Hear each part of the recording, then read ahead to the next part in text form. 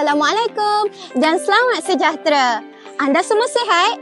Nama saya Nur Elisa binti Syarizal. Saya dari TV PSS Jasmine on the Go SMK Taman Jasmine 2. Berlabuh kapal di Kuala Seberang. Turun pedagang membeli sutera.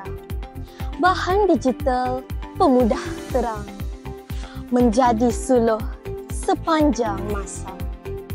Bahan digital memperkasa pendidikan negara. Inilah tajuk yang akan kita rungkai hari ini.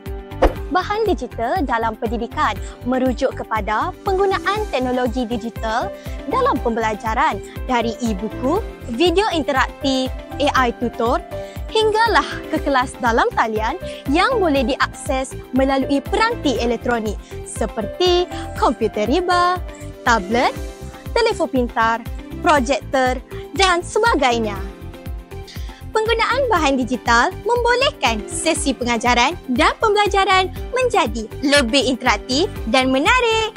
Di SMK Taman Jasmine 2 terdapat bilik-bilik mahupun ruangan khas yang disediakan bagi menyokong pembelajaran yang menggunakan bahan digital seperti bilik seminar digital, bilik alat pandang dengar, makmal komputer, perpustakaan, televisyen, papan pintar dan projektor yang disediakan di dataran dan kelas-kelas tertentu. Bagaimanakah bahan digital mampu memperkasa pendidikan negara? Sudah semestinya ia bermula dari sekolah di sini.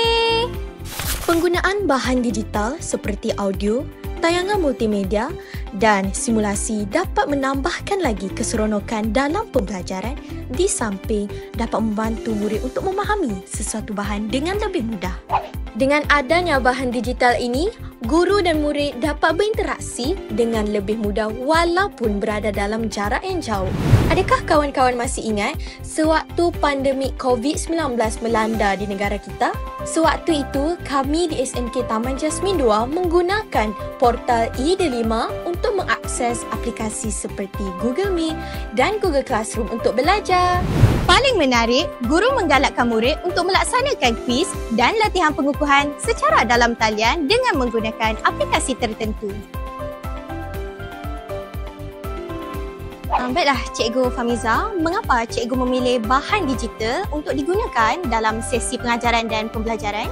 Jadi dengan penggunaan bahan digital ni memudahkan saya menunjuk simulasi, eksperimen bukan secara terus tetapi menggunakan digital tapi murid-murid boleh akses di mana-mana dan dapat menjimatkan masa saya. Apakah aplikasi yang sering awak gunakan untuk belajar ataupun mengulang kaji? Menggunakan e-D5 dalam pembelajaran saya kerana terdapat banyak aplikasi dalam e-D5 seperti Google Classroom, Google Meet, Video EduWeb TV, buku teks digital dan juga ChatGPT supaya saya senang untuk mencari maklumat dengan lebih cepat.